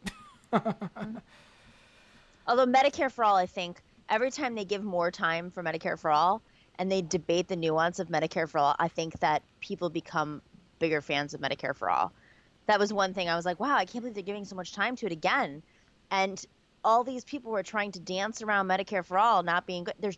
They're not doing well. It's horrible. Like they're not able to defend their bullshit plans, which make no sense. It sounds like gobbledygook when they get on stage. And then you get Bernie and to some extent, Warren for the most part. Bernie did an extremely good explanation of it today. And I thought, like, you can't argue with that. Medicare for All just got another point. Right. Another boost. Right. And nothing's funnier to me than when they usually end up going to Buttigieg or Beto after the Medicare for All, Bernie Warren Biden debate. And they always end up literally saying nothing. I mean, I don't think anyone has the talent of taking so long to say absolutely nothing like Buttigieg and Beto have. It's truly a real talent. They say nothing. It's just words that come out and they mean nothing. I don't know. I guess maybe I put too much into these debates, but I do think also, I feel like if I didn't do these post-debate things, then, Nomiki, I feel like these things just make it so much more entertaining. When I do them, when I watch the Majority Report, when I used to do them with the Majority Report back when I worked there, when the Chapo guys do a debate coverage, the TYT stuff, if it wasn't for progressive media covering this stuff, like literally these would be the most unsubstantial, boring things, at least until it gets down to the final, 2, 3, maybe 4 people. Right. Can you imagine? It's Can you imagine though? Sorry to cut you off, but let's just. I want you to get the last word in here. So just wrap this up with this question I'm about to oh say to you. Can you imagine, though, a scenario where it's just like Bernie, Biden, and Warren, and these debates are still trying to do the friendly, don't interrupt each other, one person at a time thing? Like, I would go insane. I I just don't think it's going to get to that point. I think people are going to get frustrated. I think that right now, um, it's kid gloves between the three of them. There were a bunch of hit pieces on Warren that came out today and yesterday that I think were totally, without a doubt, pushed by Biden. One was an extremely long piece in Politico by Alex Thompson, and it just cited and had people on background from the Obama administration. It was basically the Obama administration like bitching about Elizabeth Warren. And like there was a point where it was extremely sexist, in my opinion, where they were like, "Well, she's just a narcissist," and all she. No one ever says that about men. They're not like, "Oh, Pete Buttigieg is a narcissist." He's like my age running for president. Right. No, Right. you're not ready, buddy. You're not. Right. And like what record you do have, it's really kind of shitty. Right. And like I can speak 4 languages too. I'm not running for president, and I didn't use it on my campaign trail. So Right. like, but that's the point of it. Like that's a narcissist, right? Elizabeth Warren, not a narcissist. I think she authentically cares about these issues. Oh, So right. I the absolutely gloves agree. the gloves right now are not coming out on stage between the three of them. They're coming out. Watch the articles and see who's pushing them out and how the hit pieces are coming. Right. You got to watch. Right. Yeah, I really wanna add an addendum though before we wrap up. Just like all my criticism about Warren isn't even so much the part where I want her to be a better candidate is because I want her to be a better candidate because I like her and I think she's authentic. But the parts of the Warren campaign that really bother me actually have little to nothing to do with Warren herself. It's the hypocriticalness of her supporters and some of the staff she's hired. I mean, honestly, at this point in the campaign, it's, in my opinion, if you're a progressive, if you're a leftist, it's protect Bernie and Warren at all costs. Because best case scenario is it comes down to the two of them. I mean, really. If it comes down to just Warren and Biden or Bernie and Biden, 50-50 chance, or probably even less, depending on however those percentages work in reality. That's not very good. But, if it comes down to Warren and Bernie, I mean, yeah, I definitely prefer Bernie and think there's some fundamental reasons why Bernie is really the better candidate. But it's not, we're not doomed, if I can drop fit the name of the show in. We're not doomed if, Warren ends up winning the nomination. Right. Military industrial complex is a very powerful thing. And if that's what's separating Bernie from the rest of the pack, I think that's enough reason to support Bernie. Very true as well. Nomiki Konst, thank you so much for staying up late tonight and joining me on this post-debate analysis. Absolute pleasure, and I really hope to have you on again soon. Absolutely. Happy to. Take care. Have a good night. Bye. All right, ladies and gentlemen. It's late. I'm going to get to the Patreon subscribers to thank them.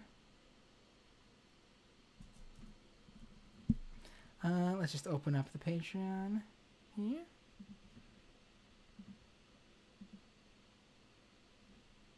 Hold on, let me just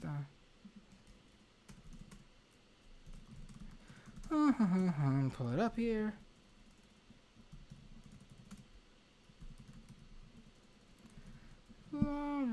All right, ladies and gentlemen, you can support the show by going to patreon.com/mattbinder. And I ask for $5 a month. If you could give less, give less. If you give more, give more. If you can't give anything, please, by all means, don't give anything. Only support this show if you're financially able to.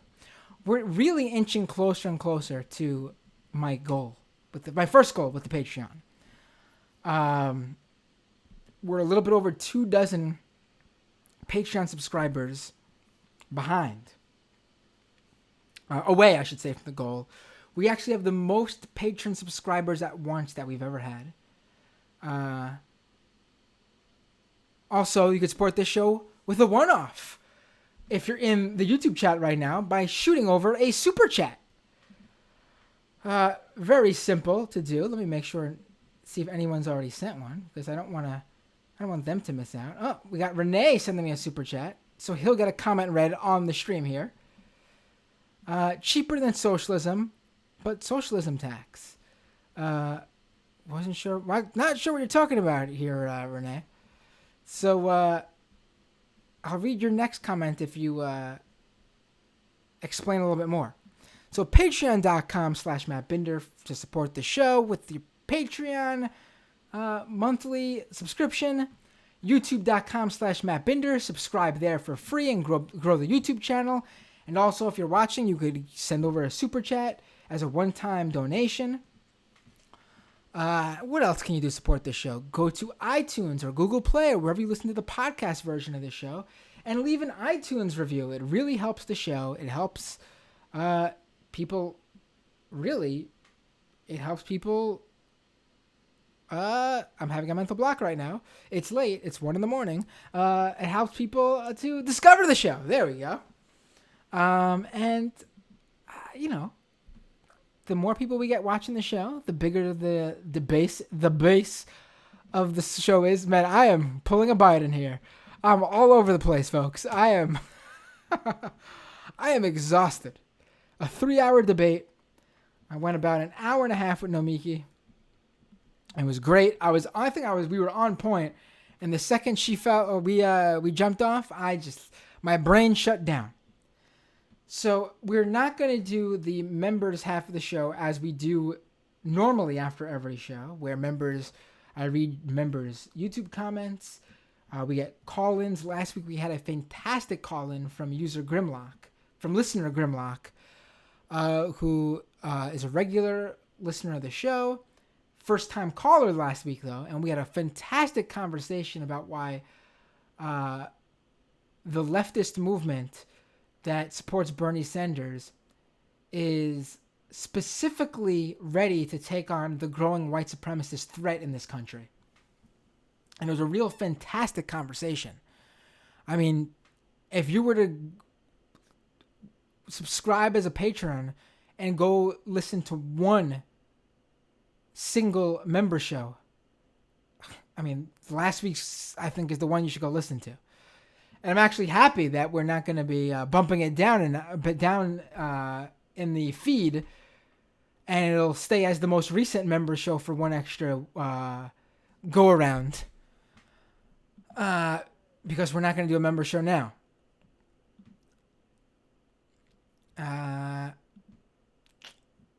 But yeah, that's the way to do it. Support the show those ways. Oh my God, I'm literally I'm losing it right now. I feel my brain shutting off. I'm slowing down. I'm no longer able to control what I'm thinking. So let's get to the people who support this show before I forget. Because really, listen, seriously, honestly, no joke. I could not do this show without these folks. I know if you can't financially do it, I totally get it. But the people who can do it and are doing it, I couldn't do it, really. I've been able to do this show every single week. And we go long. We're talking an hour to an hour and a half, sometimes 2 hour long first freebie half of the show. And then an hour and a half long members portion of the show. And I'm able to get on great guests. Honestly, I'm shocked sometimes about who I'm able to get on this show. Because compared to some of the other, more established shows and podcasts, I say guest-wise, we give a lot of them even a run for the money. Top-tier guests come on this show. People who are way smarter than me. And it's an honor to talk to them. And it's because there's a base here. Smart people listen to this show. Smart people listen to this stupid guy hosting the show. And you can tell because while the live stream is growing, the podcast I'm very happy with. I'm very happy with where the podcast is. We have thousands of people download the show. Multiple thousands of people download every episode. It's right up there. The podcast easily puts us in a maybe not the top echelon of progressive podcasts, but we're gaining there. We're in like the medium tier, which is incredible for a show that's much younger than most of the top tier shows. Live stream wise, YouTube wise, we're very much small show. So for people to come on this show because smart people listen and are active in the YouTube chats, couldn't do it without you guys. So these people, the patrons who support this show are Abigail T, Adam Q, Alan B, Andrew H, Ari R, Benji, Bobby M, BZ, Champagne Kami, Chi, Christine H, Christopher S, Colin R, Dakota R, Dan K, Dan M. Ooh, we got triple Dans now. Dan Huger, Dave K, David Z, Dragon Slayer, Eugene Butler, Fries K, FTW All Day, Greg D, Ian Curtis J, Jameson Test, Janelle A, Jasmine H, Jeff K, Jeremy M, John S, Jonathan B, Jonathan L, Joseph R, Justin M, Justin S, Katie S, Katz, Kaushal, Lisa D, and Lisa H, the Lisas. Machine Gun Etiquette, Max W, User Me, Melissa M, Michael B, Michael J, Michael M, triple Michaels now too, sweet. Mr. Danks, Nicole A, Namde Net, Null Style, O Death, Romina O, Ryan Left His Best, Scott R, Sean H, Stephen S, Struggle Session, Swizzle Malarkey, TM, Tamney G, Thaddeus A, Tina M, Tom G, Tom M, Why That Tie Guy, Will P, Bootopian, and Zarin. Now there's going to be a point. Well, it looks like someone just joined in, which means, and you guys know my rule, if you get in while I'm talking, while I'm shouting out the patrons, you make it under the wire. Even though you might not know this, I don't get your Patreon money till the first of the month. So just the fact that you're jumping in and saying you're pledging that amount, it's an honor that you would do that to begin with. So thank you to our latest patron, Joyce M. And we're getting up there in patrons. I want people to name everyone every episode. So when we hit the next goal, I'm going to roll out a tier system. And the people who came in early, the first 100, regardless of what tier you're in, the early adopters, if we were doing Andrew Yang tech speak, will always have a place in the shout outs for this show. And eventually, I'll have to change it up and do randoms every week, but, and based on tiers, we'll do it that way too. But the first 100, the original 100, the goal, the first goal we hit, will always have that special place in my heart. So now's the time to become a patron if you can, folks. Time is running out to be one of those special people.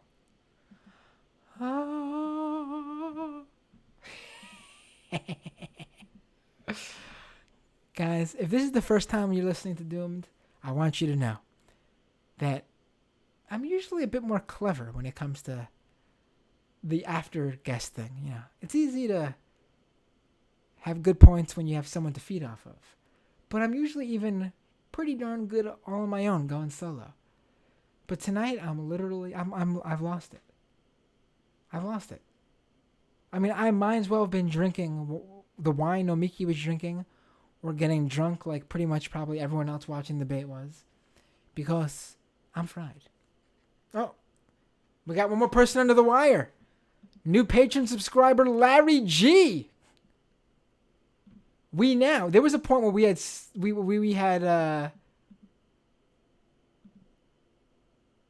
have now a new total. A new high, I should say, of patrons.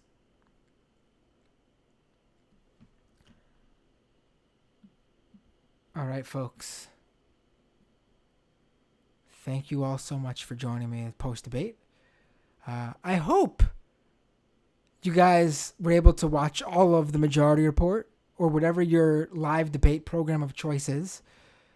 I know those shows are bigger, so I try to provide you with extension of post-debate coverage by not doing it during the debate and giving a little leeway for them to finish up after the debate and give you I'm the Conan O'Brien of debate coverage I have to call them this. I'm sure Sam will be very angry.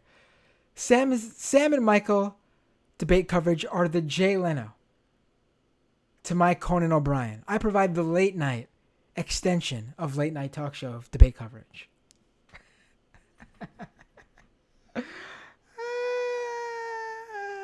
We got someone else here? Just under the just under the wire, or did this comment come in? Just want to make sure I get everybody, you know? No, that's the person I shouted out. Cool. Perfect. Don't want to miss anybody who gets in under the wire. All right, folks. Oh, wait, let me just do one more check of the YouTube. Where is it? Super chats. Wait, we got Renee. Yeah, I don't want to miss out on people who paid for chats. Renee with another super chat here. Warren's healthcare plan, making it paid but cheap. True, but we know that people in this country don't have enough money for an emergency. And even if it's cheaper than what that most people do have, there's still set aside for an emergency. There's still a number of people in this country living paycheck to paycheck. And these emergencies and special occasions add up throughout the year. And what may be cheap in a one-off instance, it adds up. If you've got kids, if you've got aging parents, grandparents that you're responsible for, there are many scenarios where money is stretched tight. And you're not just no longer paying for, I got 2 kids that I'm responsible for. I got aging working parents. I think about my kids. I would like to be around, hopefully, when they have grandkids. And hopefully I won't need to ask them for help, but quite honestly, going at the rate the millennial generation is going with this economy, I'm probably going to need to move in with my kids when they grow up and have kids of their own. Hopefully they'll be doing better. That's my hope, because we're the forgotten people in this economy. We're screwed. So, yeah, I mean, listen, I don't mean to rag on Warren. I really do like her. But, listen, it's a primary.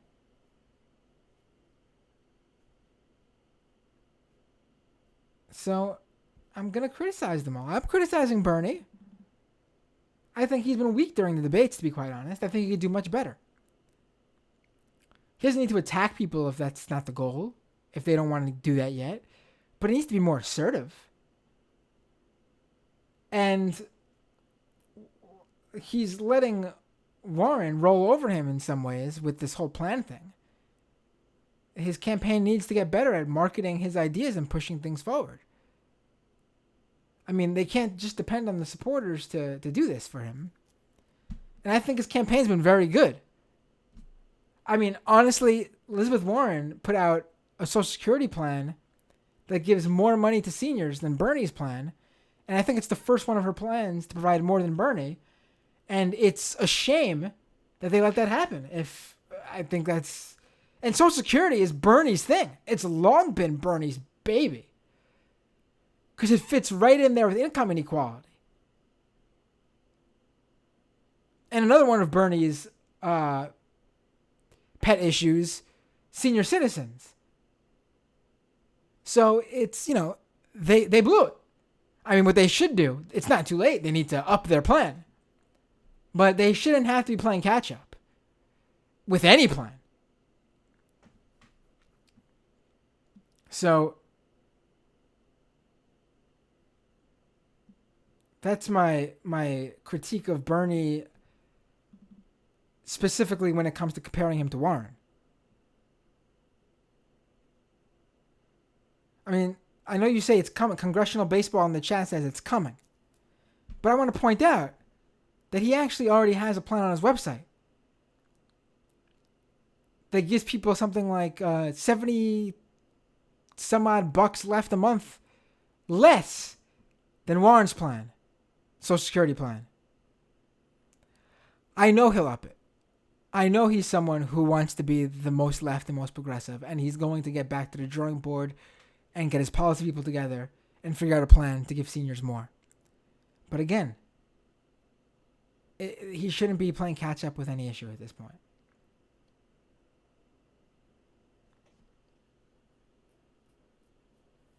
Hurricane Ravi says, Bernie did come off as sharp and energetic, unlike Biden. I want to say there's a difference with what I'm saying. There is no question. You can't even compare the two. That Bernie and Biden are aging differently. It happens.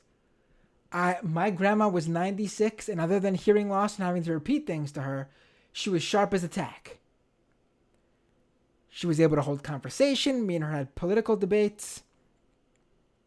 She was like an old school Republican who actually in 2012, unfortunately, she passed away before she could vote in 2012. But she was someone who in 2008 voted for John McCain because she liked, she grew up during World War II. I believe she even worked in the army during that time period. She was 96 years old in 2012, but in 2008 she voted for McCain because she liked that he was a war veteran, and at the time he was a more, he still had his race issues, but he was more moderate in terms of other various things. But in 2012, she actually was telling me how no one in the Republican Party was doing it for her, and she really liked that Obama helped her grandkids out with Obamacare, because at the time I was under 26. I had health care because of Obamacare under my parents' plan, if you're under 26. And my grandma, she wasn't a crazy Republican. She was an old school Republican who was realizing the party was changing. And she saw that Obama fundamentally helped her grandkids, and she liked him now. At least that's what she told me. And, I think, there's, in terms of, that whole dynamic there, it's, how can I say this? People age differently, just to be blunt. And Bernie has been able to keep sharp. He doesn't have any elderly moments. There are some moments in the debate where you can tell he's listening more intently than maybe someone younger would do, because maybe he too is a little bit hard of hearing at his age. That doesn't make you less sharp intellectually. But when he hears the question, he's right on top of things. When he's debating with someone, he's able to hit those lines that he's not only prepared lines, but he's also able to think in the moment and say what he wants to say. There's no stuttering, no getting lost in the moment, no rambling, no forgetting what he previously said. I mean, it's nothing he could really do. The guy's just lucky to be in great health. Biden, on the other hand, very clearly is not aging in the same way. Sadly, just on a human level, I don't want to see any of that. It's sad to see that happen to anyone. But also, you need to not run for president then. And I think it's clear to see that that's the case. And that's different from what I'm saying where Bernie's debate performances haven't been strong. I would say that about Bernie if he was doing the same debate performance and he was 20. Sharp is attacked because of his age, but he's just not asserting himself on the debate stage right now when I know he can. So that's what I mean by that.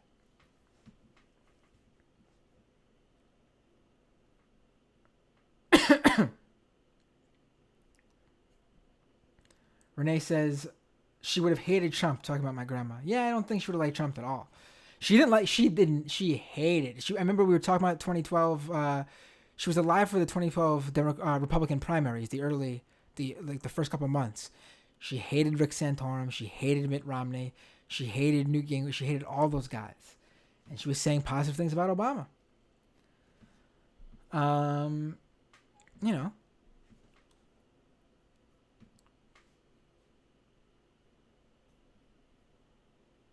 Mark Lee says, not a lot of plugs for websites tonight. Right, no one plugged their site tonight. Well, first of all, that last question, that outro thing, was so bizarre. It was usually they go by each candidate and just let them get in a last word. Really quick, basically speaking to the American people, like a summary of what their campaign's all about, which I think is very good. For a debate, at least. This ABC debate's last question, I don't even remember what it was. It was something like, what was your hardest moment and how you pulled through or something like that? What? That's not a debate question. That's a one-on-one interview question. There's no purpose to that on the debate stage. And they let them go on for so long, and there's no rebuttals. Someone's personal experience, there's no debate there. You want to have a one-on-one interview with Biden and talk about the sad tragedies that happened to his family, with his when he was widowed, his wife, his daughter, and later on his son, by all means, that's something you go into on a one-on-one interview. You go into a candidate's life story. But on a debate stage, I'm sorry. If you thought this was a good debate tonight, you are not someone who should be, I hope you're not working in politics. Whether you're a journalist, a reporter, a political strategist, a party apparatchik, excuse me, I can't remember how to pronounce that word. It's late. It's not what a debate is. And if we're not going to have debates, then just have the town halls. Because at least then we get to see candidates interact and get criticized by voters. Because I don't need to see the paid moderators spout right-wing or corporate talking points and then just let each candidate go off on a tangent with no follow-up. There's no point to that. So if we're going to have debates, let them debate. If we're not going to have debates, do town halls where voters and the audience get to ask candidates questions.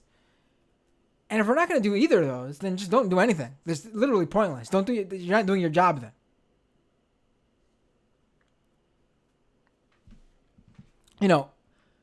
Previous debate nights when I spoke with Mike from the Humanist Report or the Bad Praxis folks, hey Kennedy, we were able to talk about the substance of the debate.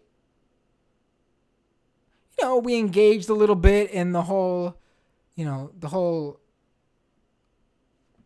sports-like bullshit of it. Who won, who lost, that stuff's just fun. especially if we're doing it on this show. But we spoke about the substance of what was being said. But tonight, I felt like, and I think Nomiki agreed with me with the way our conversation went, it was pretty hard to focus on that. When the debate was a failure in its very format. I mean, it is what it is, and I hope the future debates aren't like this. They were bad. And if you're someone who liked tonight's debate, I just don't know what to say.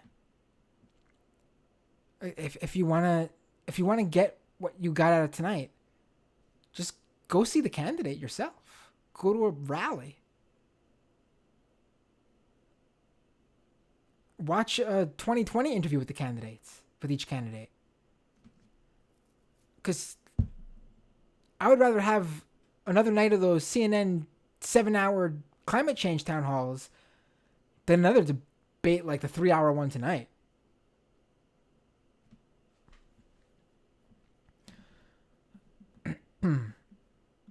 It's a lot less fun to talk about formats too, but I couldn't ignore it. It was just fundamentally... Man, I'm dropping the word fundamentally a lot tonight, aren't I?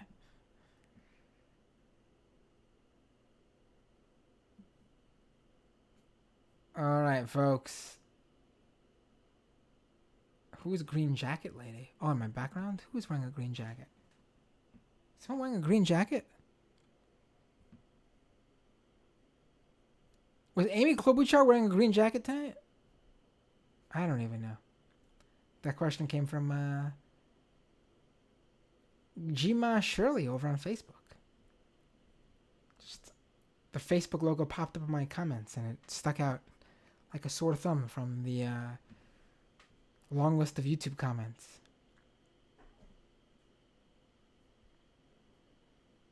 All right, folks. Have a good night. See you all next time on Doomed.